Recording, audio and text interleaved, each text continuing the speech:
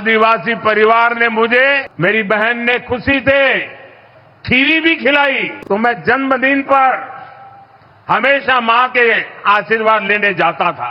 माँ मेरे मुंह में गुड़ खिलाती थी। Indian prime minister Narendra Modi साहब बुर्ज खलीफा के ऊपर जो है ना, उनकी एक बहुत बड़ी तस्वीर लगी हुई थी और इतना बड़ा उन्हें प्रोटोकॉल मिला है, इतनी बड़ी उन्हें इज्जत मिली है उस जगह पे, और पता चला है कि मोदी साहब हैं। भारत के लिए मोदी साहब ने जो कुछ किया, मेरा ख्याल है आज तक कोई पिछला लीडर नहीं कर सका, इसमें कोई शक नहीं। नेशनलिज्म उन्होंने प्रमोट किया, तारीफ करनी चाहिए। अपनी कौम को उन्होंने कौमियत सिखाई है, तारीफ करनी चाहिए। इंडिया के बच्चे तो चांद पे जाने की बातें करते हैं और हमारे बच्चे बेचारे जहन्नुम में भेजेंगे ये लोग।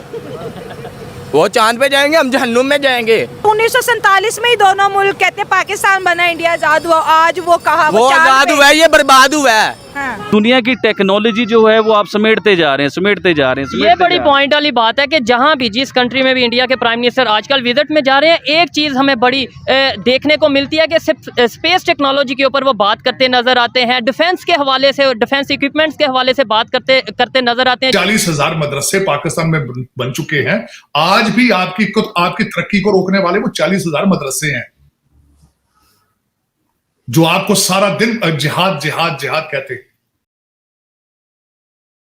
नमस्कार दोस्तों आज है 17 सितंबर और आज है हमारे प्रधानमंत्री मोदी जी का बर्थडे, जहां मोदी जी ने एक उड़ीसा के आदिवासी परिवार के साथ बर्थडे बनाया है। दोस्तों ये है मोदी जी की खासियत, जहां वे अपने बर्थडे को भी किसी गरीब परिवार और गरीब लोगों को प्रदान करते हैं। और इसके साथ साथ मोदी जी इस बर्थडे सेलिब्रेशन को लेकर के कह रहे थे कि जब वे उनके घर गए थे तब वो आदिवासी महिला ने खीर खिला करके मोदी जी का मुंह मीठा किया। और इसके साथ साथ मोदी जी ने अपना एक पर्सनल इंसिडेंट हम सबके सामने शेयर किया, जहां वे कह रहे थे कि जब उनकी माँ जिंदा रहती थी तब मोदी जी हर बर्थडे के टाइम पे अपने माँ के पास जाते थे और उनकी माँ गुड़ खिला करके मोदी जी का मुंह मीठा करती थी। और ये इंसिडेंट उन्हें माँ की याद दिलाई है, जो कि दोस्तों एक बहुत ही पर्सनल और इमोशनल मोमेंट था जो मोदी जी ने हम सबके साथ शेयर किया है।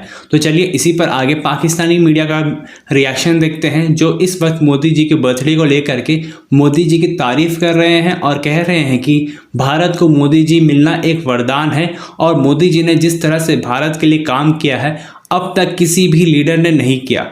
Indian prime minister Narendra Modi साहब बुर्ज खलीफा के ऊपर जो है ना, उनकी एक बहुत बड़ी तस्वीर लगी हुई थी और इतना बड़ा उन्हें प्रोटोकॉल मिला है, इतनी बड़ी उन्हें इज्जत मिली है उस जगह पे, और पता चला है कि मोदी साहब हैं। ऐसे ही नहीं, अभी फ्रांस के विजिट के बाद डायरेक्ट वो अरब अमारात ही गए और वहाँ पे वो फोटो लगी होगी। लेकिन आबिद भाई, रिस्पेक्ट वाली बात है, मेरी बात सुनिए, रिस्पेक्ट वाली बात तो मैं आपको बताता हूँ।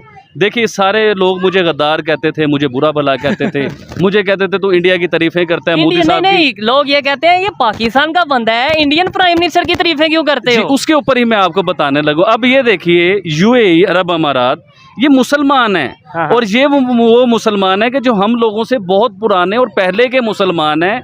हम लोग तो इनकी वजह से मुसलमान हुए हैं, इन लोगों ने हम लोगों को मुसलमान किया, ये एशिया में आए और आगे इन्होंने हम लोगों को मुसलमान किया। अब बात मकसद ये है बताने का कि जिन्होंने हमें मुसलमान किया, जो हमारे से पुराने मुसलमान हैं, उन लोगों ने मोदी साहब को इतना बड़ा प्रोटोकॉल दिया। अब मोदी साहब तो हिंदू हैं, उन्हें तो कहते हैं कि टेररिस्ट हैं, मतलब ये तो वो मुसलमानों के एंटी हैं और ये दहशतगर्द हैं। हमारे पास तो ये कहा जाता है ना, लेकिन उन्होंने अपनी बुर्ज खलीफा, जो उनकी सबसे हाईएस्ट, सबसे बड़ी बिल्डिंग, दुनिया की सबसे बड़ी बिल्डिंग है, उसके ऊपर इतना बड़ा प्रोटोकॉल, मोदी साहब की प्रॉपर एक तस्वीर बनाई गई, उन्हें इज्जत दी गई, शहजादे के साथ मिले, शहजादे के साथ अच्छे प्रोग्राम हुए। भाई अच्छी बात है, मैं भी ये कहता हूँ कि बहुत बड़ी बात है, ऑनर वाली बात है। लेकिन ये चीजें शायद इमरान खान साहब के लिए भी हो चुकी हैं। ये चीजें मैं खबर के मुताबिक इमरान खान साहब की फोटो भी बुर्ज खलीफा पे लगी थी, सलमान खान की भी लगी है, सलमान खान साहब की लगी, लेकिन आप समझ नहीं रहे हैं बात को।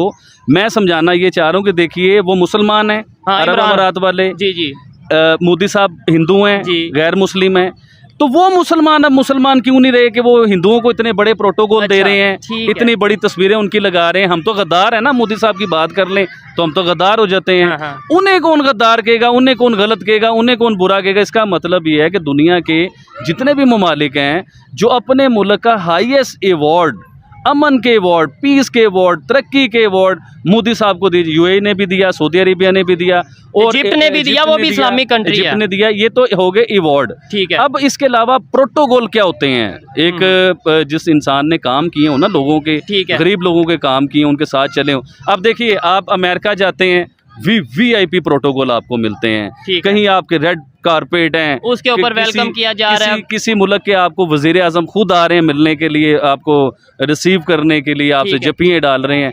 फिर पूरी दुनिया की टेक्नोलॉजी जो है वो आप समेटते जा रहे हैं।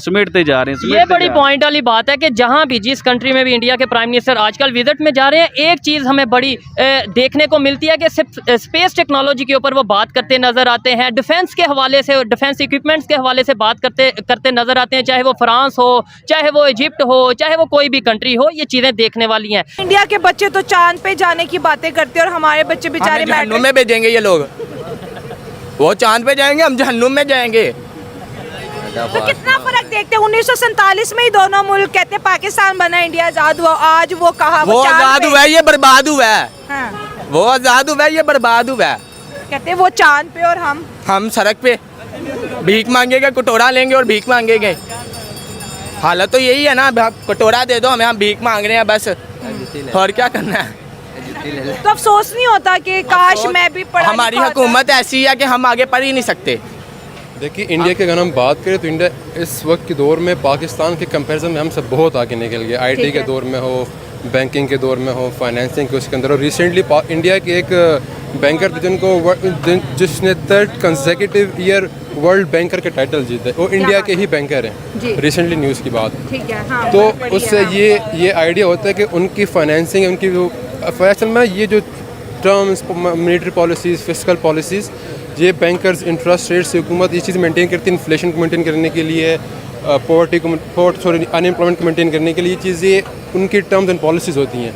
अब उनका अगर ये मुझे आइडिया नहीं इस बात के बारे में कि ये उन्होंने बात की है नहीं की, तो मैं कुछ कहूँगा इसके बारे में। लेकिन सर, ये पक्की खबर है, हमारे चैनल पे ऐसी अफवाह नहीं पड़ती कि एशियन डेवलपमेंट बैंक ने कहा है कि इंडिया वाली एजुकेशन सिस्टम पॉलिसीज पाकिस्तान में लेके, अगर हम अपने पॉलिसीज की बात करें, एजुकेशन सिस्टम की बात करें, 19वीं सदी का सिलेबस है जो अपडेट ही नहीं हो रहा। ना उसमें IT है, ना उसमें AI है, ना उसके अंदर टेक्नोलॉजी से कोई रिलेटेड चीज़ है। एक कौवा प्यासा था, 10 साल बाद मैंने किताब खोली, कौवा आज भी प्यासा है। एक कुत्ता भूखा था, कितने साल हो गए, 78 साल, वो कुत्ता बेचारा हमारा आज भी भूखा ही है।